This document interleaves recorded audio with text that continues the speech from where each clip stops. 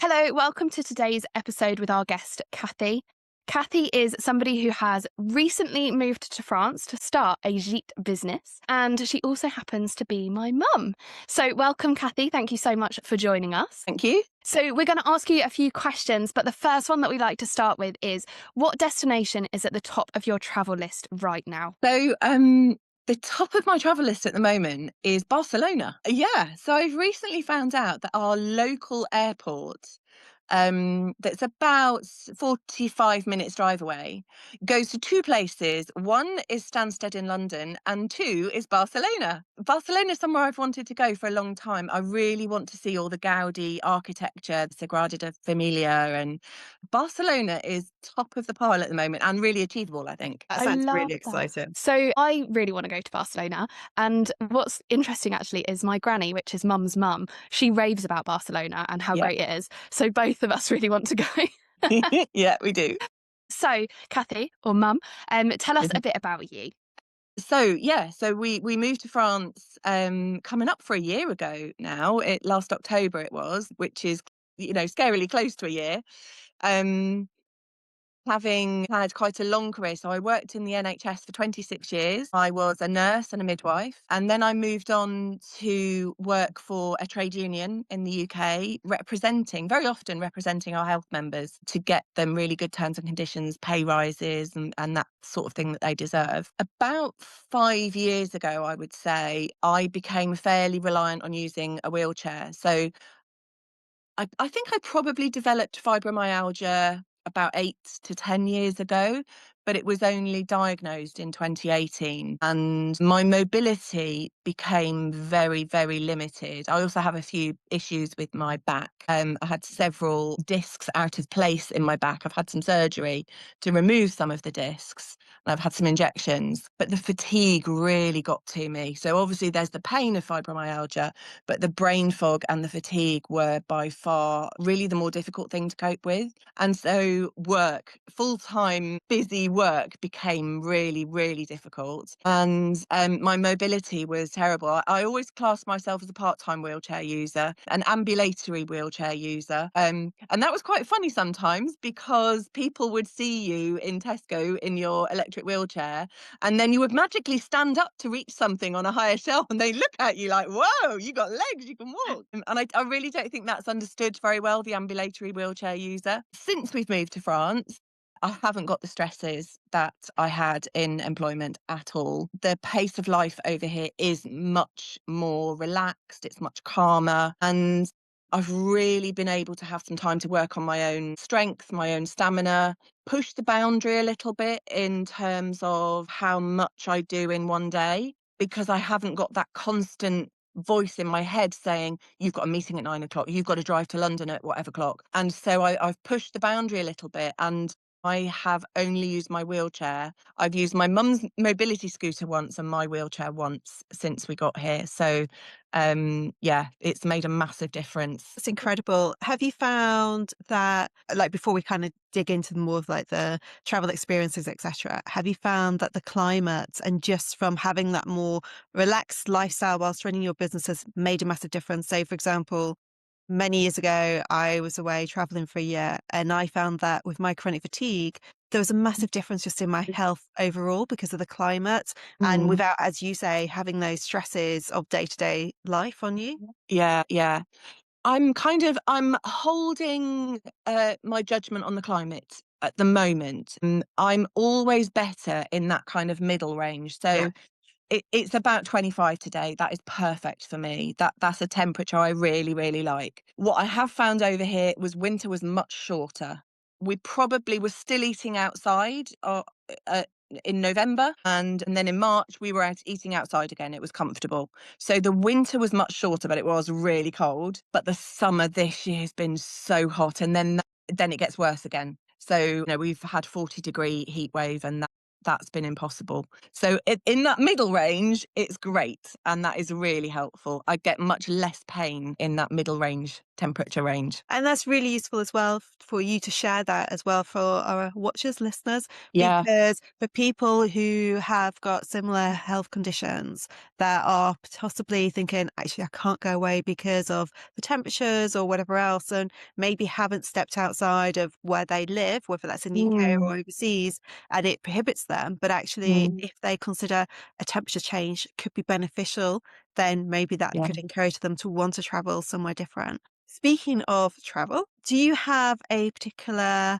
let's start with the good, like somewhere good that's been particularly good at inclusivity and just making you feel like you could be you without feeling like you're being watched, Yeah. a wheelchair or something? Yeah, that's a really good question.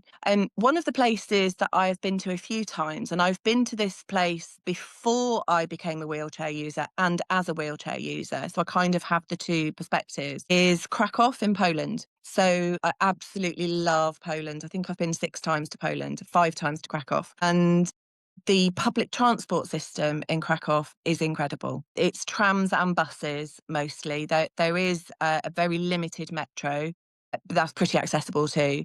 What I really like about it in Kraków, and I don't know about the other towns in Poland, but in Kraków, they have electronic signs all along the tram routes, and it tells you when the next tram, what number tram it is and where it's going to and how long it's going to be. But also it has a little symbol as to whether or not that one's wheelchair accessible. And there are some old trams still on the network in Poland that have 3 or 4 steps up. But as they age, they're being replaced with accessible ones. So I know that if that one hasn't got a wheelchair sign, I could just go, oh, we're not going to get on the next one, but there's one 5 minutes later. So I found Kraków really good. And then a lot of the places that we could visit had really good accessibility. There was a market square underneath the town centre. That's amazing. Places, the typical places that you might go to, like the Oscar Schindler's old factory building, and they would say what bits were accessible and what weren't. That's One of the amazing things was, I won't get the name right, but it's something like the Wilczyca salt mines, which are just outside Kraków. They have a completely accessible tour, which is separate to the main salt mine tour. And they've put so much thought into this tour.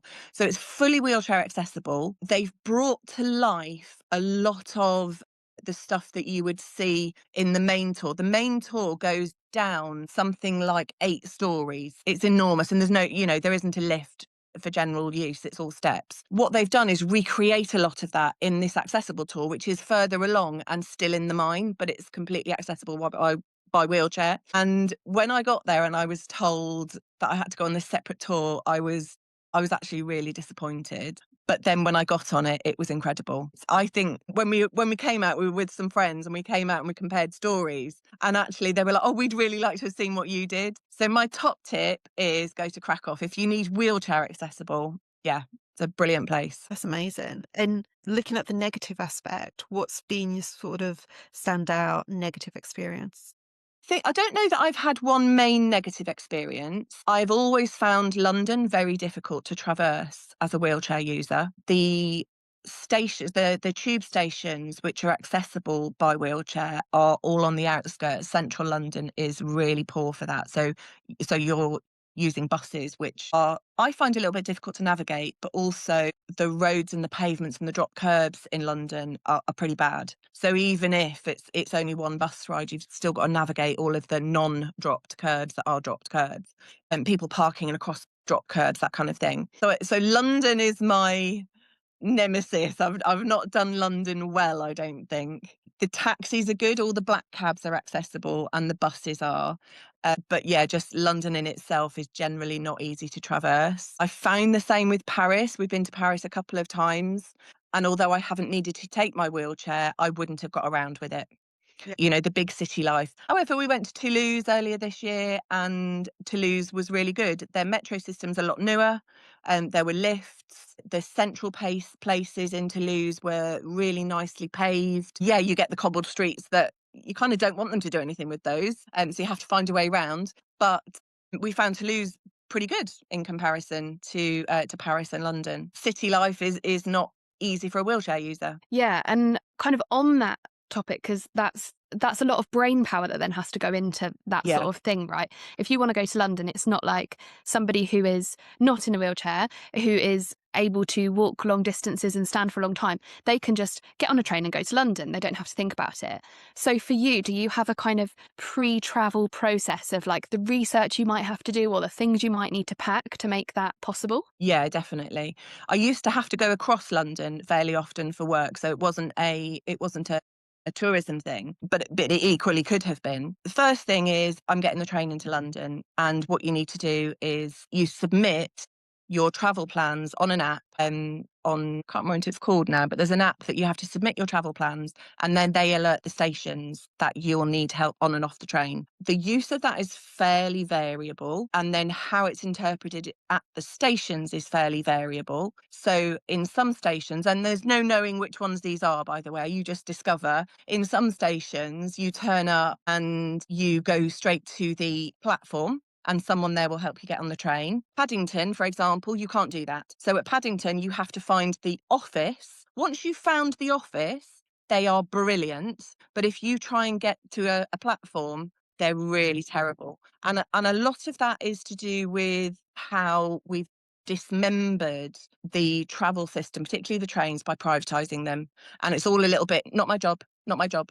And that's really sad when it comes to accessibility, but that is very definitely my experience. I once was at Paddington and got onto the station because I was nearly going to miss the train, and a passenger came off the train, helped me break my wheelchair into its constituent pieces, lifted them onto the train for me, helped me get on the train, and the 2 train guards who were there, not my job, watched. So yeah, that's been really tricky. So yeah, there is a lot of planning in terms of what are the alternatives, what bus routes might I have to go on if the tube's closed. There was one day when I got to a tube station at St Pancras, well, King's Cross, and the guy was turning everyone away, saying, "Oh no, we've had to close the line for whatever reason," and gave alternatives. And I was sat in my wheelchair, and I said, "Is the alternative you're sending me to accessible with my wheelchair?" And he just went, he just stood there open-mouthed. He had no idea, and it wasn't.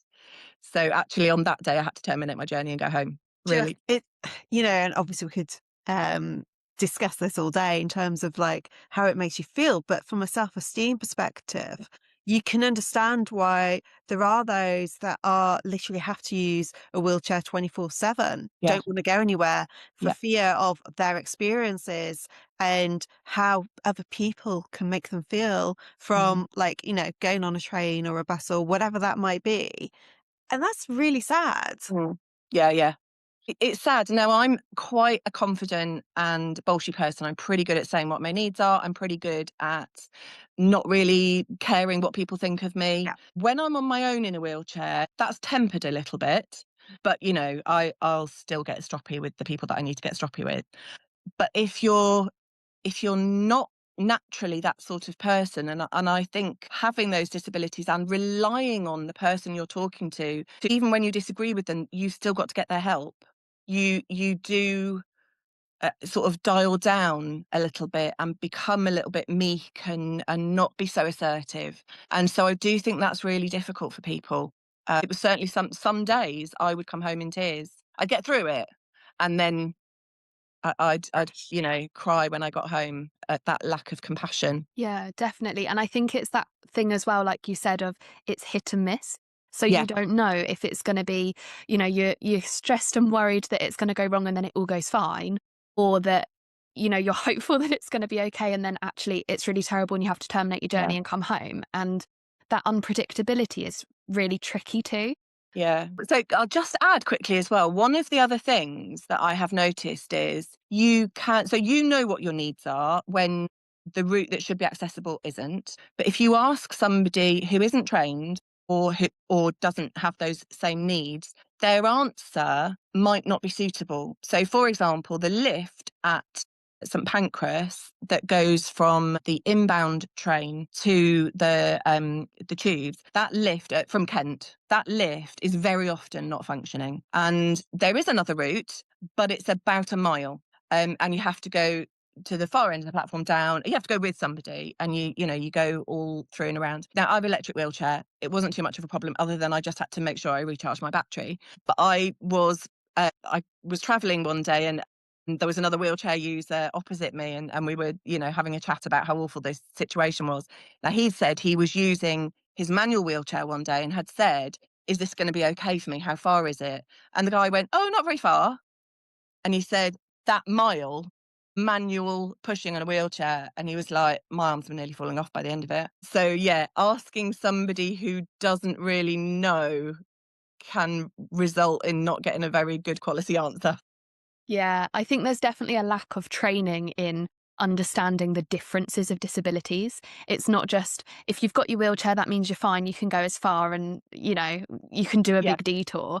Actually, for some people, they can't do the stairs, but they use a stick. And if you send them a mile, like that's also not going to be helpful. So I think there's definitely a need for training in that area. But kind of talking around digital apps. So I know you mentioned the app that you do to book your stuff in London. Are there any other digital apps that you found or spaces in the digital space that people discuss things that are really helpful for preparing for those trips or just generally in accessibility? Yeah, so having lived in Kent for nearly 32 years, I'd joined a Facebook group and it was called Accessible Folkestone.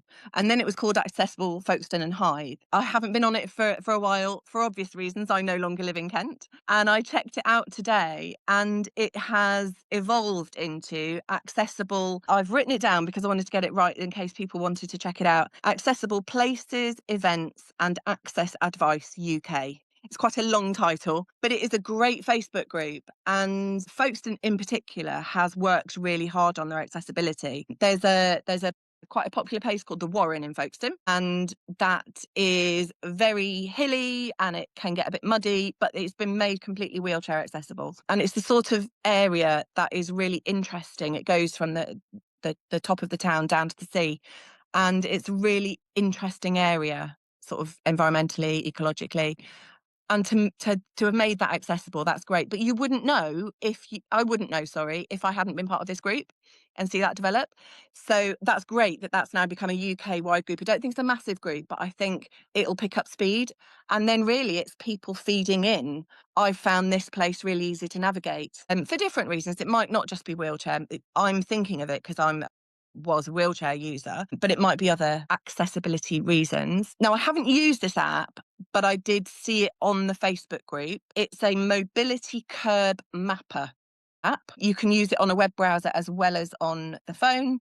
I think it sounds brilliant. It's kind of built on the same way as Waze, the travel app, where real-time, real-life users input into it to say there's a problem. Same thing. So with dropped curbs, if you've never used a wheelchair or never needed to, you might not know that a dropped curb doesn't always work. So I've been to dropped curbs that are still this far off, and you're like, no, that's not a dropped curb. I mean, yeah, the pavement might be up here, but this is still not a dropped curb. And so people are putting into that to say, where are the really good routes all over the UK? And where are the difficulties and what are the alternatives?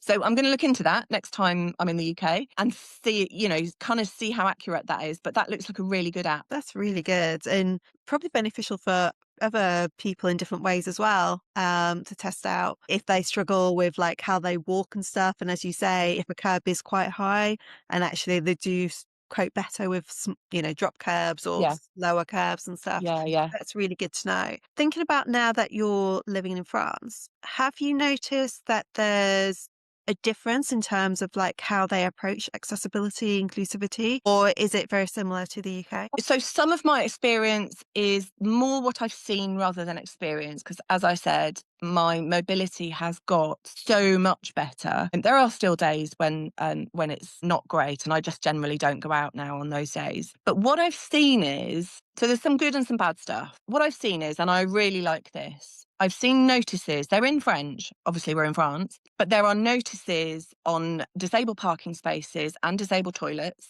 And it says things like, so on the parking spaces, if you take my space, take my disability as well. And that's, there's the blue badge sort of sign, the blue wheelchair Yeah. sign, and then that underneath. And it just gives that kind of reminder that this is a space for a reason. You can't just use it because nobody polices supermarket spaces. You know, you just have to rely on people being reasonable. But the same thing, and you see this in the UK now, where on disabled toilet doors, you'll have notices with things like, not every disability is visible. And they're really helpful notices, particularly if I'm not in a wheelchair.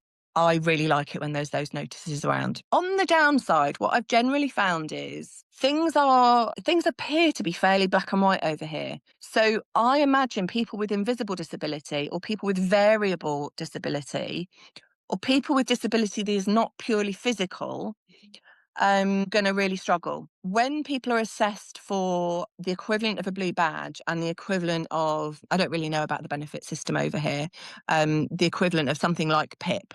I don't know what it is, but that sort of equivalent. They're given an assessment and they're given a percentage disabled.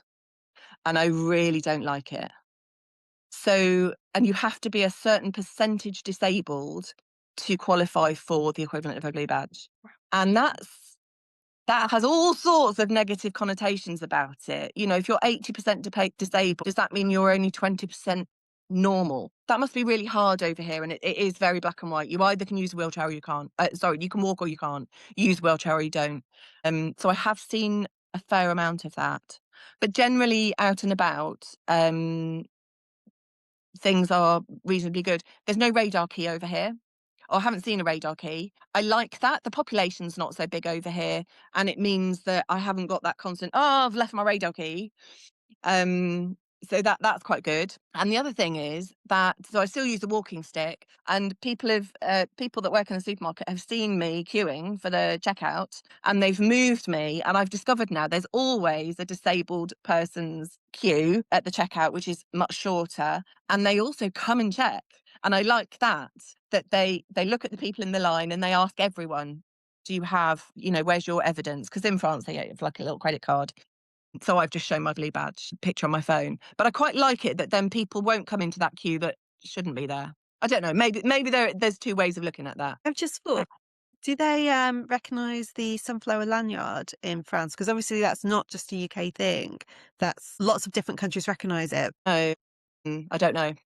Which may suggest that maybe it's not as widely promoted, because I know when Amy and I have previously had conversations, last year we were talking about this, and like in Denmark, for example, the sunflower lanyard is everywhere, yet when I've been to Holland I've seen it nowhere. And I think there's a similar sort of theme as well, in terms of like disabilities. When my son's worn his lanyard and stuff, I kind of feel like people are probably wondering, what's that? Yeah.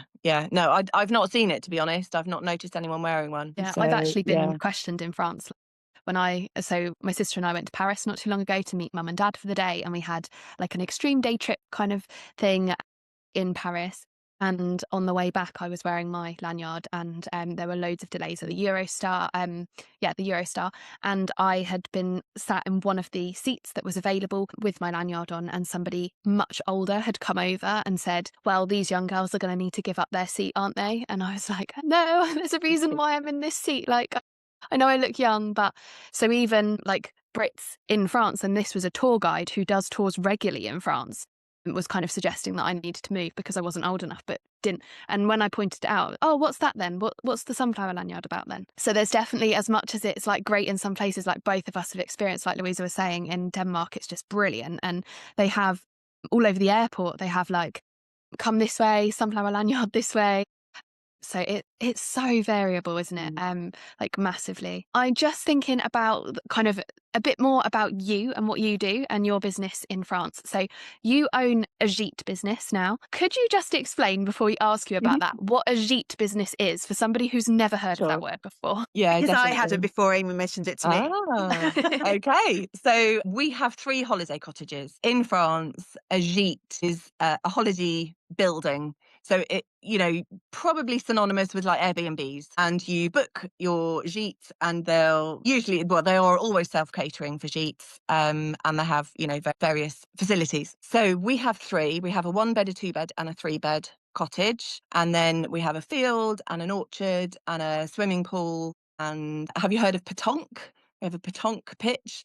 Pétanque is one of the national pastimes of the French. It's that game with the solid metal like balls balls, that but they not throw. that. Like you'd across maybe see on Emily in Paris or something. yeah, and you'll see pétanque pitches in playgrounds and by lakes and everything. So we have our own pétanque pitch and pétanque balls. So there's lots to be doing here. And we are about to start the 6 weeks UK summer holidays. We are fully booked and it's our first year, so we're really excited. Amazing. Congratulations. That's going to be brilliant. Yeah. I think just for like listeners, because I love this fact about France. So you said all gîtes are self-catering, and there's a really particular reason for that. Do you want to share? I just think it's so interesting. So what I understand is that if you provide meals in the kind of accommodation I've got, you have to have the meal with your guests. Yeah. Wow. So I think it's that there are different classifications. So I think if you're a chambre d'hôte, which means sort of hotel accommodation, then that's different. And I think there are a different classification that's B&B, where they provide meals. But if you provide meals with your gîte, yeah, it has to be a communal, come and have dinner with us, come and have breakfast with us. Which is just so quirky. So now that you've kind of had almost a year, and you've got your big first summer coming up and stuff, what are some of the things that you either have already implemented or would love to implement to make sure that the space is inclusive? So it could be things like physical adjustments or even signposting to inclusive like tourist spots that you can send people to. Yeah, so all of our gîtes, and in fact our own house, only have upstairs bathrooms. And that is something that I want to do something about.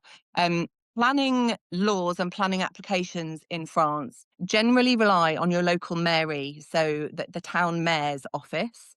If you want to make changes, it's fairly small changes. If you want to make changes and therefore reasons of accessibility, they'll almost always get approved. And so that is definitely something that I want to look into, because none of our gîtes are going to be suitable for a wheelchair user.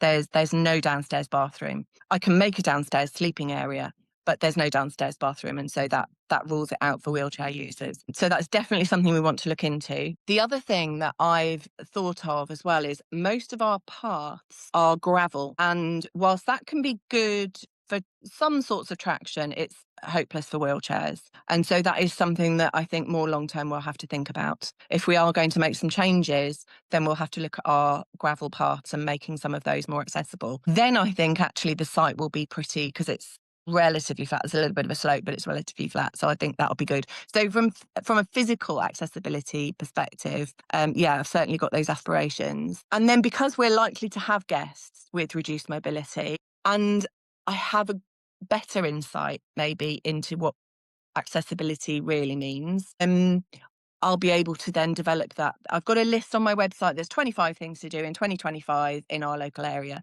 And I refer people to that all the time. And it's been a really popular list. So what I can then do is highlight those places that, what considerations there are for physical disability and accessibility. Having had neurodiverse people within our family, and I do think had I been assessed, I probably would have been diagnosed with AD. I kind of do have in my nursing background as well, I guess, I have an awareness of different types of needs. And so I have had inquiries from people that are coming with a family member with neurodiversity, so an autistic family member.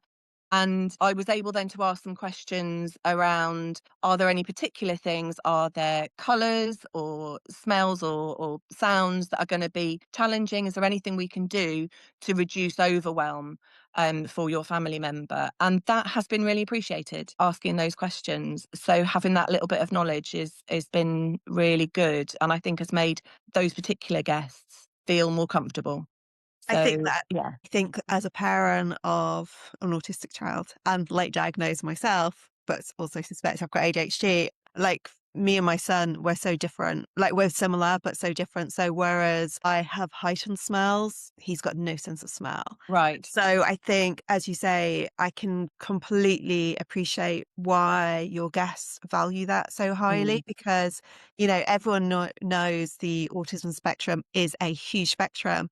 But it really is so diverse in terms of the sensory challenges that one person faces compared to another. And I think recognition of that is, it doesn't even get put into words just how imperative that is, because I think so often people just think, oh, well, if you're autistic and they've got sensory, then they're going to struggle with smells, they're going to struggle with textures, they're going to only want this, that, and the other. And it's like, no, not at all. You could be so far apart. It's understanding and catering, obviously within reasons, but understanding, recognizing that actually there is such a massive difference between you've met one autistic person, you've met one. It's for sure. Yeah, for sure. Yeah. The other thing I ask about, which is important to me because I have celiac disease, and I provide a welcome pack. So I'll provide a welcome pack in each of my Gîtes for the first day or so.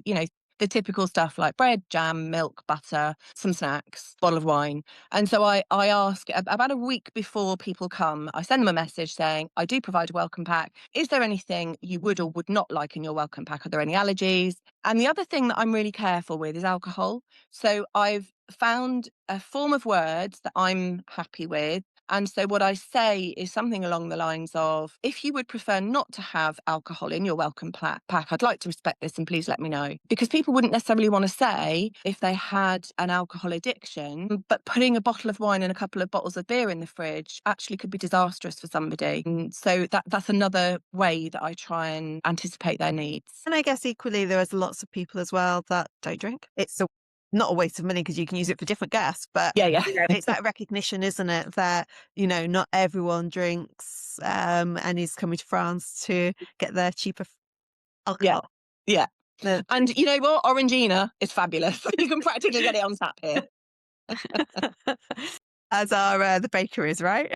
Yeah, I know. And that's my deep sadness, is the bakeries, because I just, they look amazing to me. Although there are a series of bakeries in Paris that are entirely gluten-free, and they are my absolute nirvana. I walk in and I just go, I can have anything in the shop. Get your fix today. Swapping from being a traveller to a business owner of your Gîtes, has it made you think differently in any way in terms of accessibility and made you more aware of what's missing or what businesses should be doing? Yeah, I think it does, because your personal experience, really shapes your thinking, doesn't it? And there are things that before I used a wheelchair, I wouldn't have even thought about, that I now think about. But I try to take that bit of learning and apply it to things that I don't necessarily have personal experience of, to try and just put myself in that situation, ask friends who maybe do have particular needs, what would really good service look like for you? So that is something that I definitely want to bring to the Gîtes. And diversity in other ways, not necessarily about accessibility because of health and disability needs, but how attractive am I to people from the LGBT community? Do any of my images on my website make it obvious that that's something which would be very welcomed, in terms of this? I don't know how I would do it, but that I just want, I would want to know everyone's welcome. That absolutely everyone is welcome. As far as I know, I don't have any people that are black or brown coming. I kind of know a lot of the customers that are coming this year. I need to do something about that to make it clear that it's a safe and comfortable space for absolutely anybody. So I need to look at my website images and make sure that they're more reflective of our society. I love that you're thinking about that stuff, because that's, for you, that's come from a place of kind of love and care for everybody. You want everybody to feel welcomed. Yeah. And so that it's come from that place. Rather than the place which is, I need to market to everybody, and so I'm going to do this. And that makes such a difference that it's coming from that space. And I think it just goes to show how inclusive you want to make the space in all aspects of the word inclusion. And I think that's really great. And I suppose on that topic with inclusion and stuff, we've got a final question that we like to ask our guests, which is, if you had a magic wand to change something, anything in the tourism space to make it more inclusive, what would you wish for? Wow, that's a big question, isn't it? What I have noticed in when you're looking on websites, particularly travel companies, the big travel companies where you get your package deals. One of the things that drives me really quite into quite an annoyed frenzy is when you look at, is the hotel accessible? And there's a stock phrase that says, we are looking into whether this hotel is accessible. Check back. Every single hotel. There's one particular travel firm that does this. And I've never searched and found the answer. This hotel is accessible for people with using a wheelchair or, whatever that is. It's always, we are looking into it. No, you're not looking into it. So the thing I would like to change is that they have looked into these things and given us the answer, because sometimes the answer's got to be no. But that's fine then, because I can rule it out and I don't need to keep wondering. So yeah, that's what I would like to change, is that clear description on websites when you're looking to book somewhere, whether or not there are things that are accessible. That'd be such a simple thing to do as well. Like, no, if you don't know, just put no until you get the answer's yes. Than trying to almost please everybody and trying to say, we're looking into it.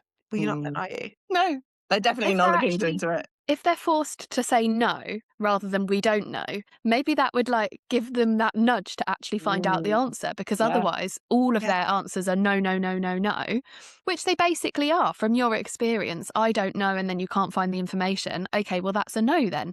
Yeah. So if they were forced to say no, they might come up with some yeses because they have to research it and share it. Yeah, but a lot of them will be yes. A lot of those answers, if they did bother to look, particularly for the big hotels and stuff, the answer will be yes. So, yeah. This comes round and it's a whole nother topic, and something that we'll explore, I'm sure, in an episode with me and Louisa, to the purple pound, which is the money that businesses are missing out on by not thinking about accessibility for people with disabilities. And they're missing out on the purple pound. So yeah, it's a really good point that you've raised there, and something that I think if we did have that magic wand, we would definitely change. Thank you so much for joining us and being really open about your kind of personal experiences, but also sharing your goals and ambitions for how you hope to make your Gîte business more accessible in the future and what you're doing right now. It's just been really great to chat to you, and obviously I love chatting to you anyway because you're my mum, but thank you so much for kind of coming on in a professional capacity and sharing with us today. Yeah, listening to you talk has been really insightful, and I think you've shared some really good tips as well, which we'll look to add to the show notes as well, about the different apps that you've talked about, the Facebook group and stuff. I think that sort of stuff is just really powerful when people come together and can share their recommendations. I know I go to various different groups for exactly those reasons. So yeah, to have that on our radar is really important as well. So thank you so much. You are really welcome. It's been a pleasure. Thank you. Thanks so much for listening. I'm Amy Walters, brand and design expert. Our aim is to make tourism work for everyone, powered by lived experience and expertise. And I'm Louisa van Vessem, a consultant, mentor and facilitator. And together we help tourism businesses build inclusive strategy and design that actually works. You can find us online at Inclusive Tourism on Instagram and LinkedIn, and check out the show notes to connect with us. See you soon.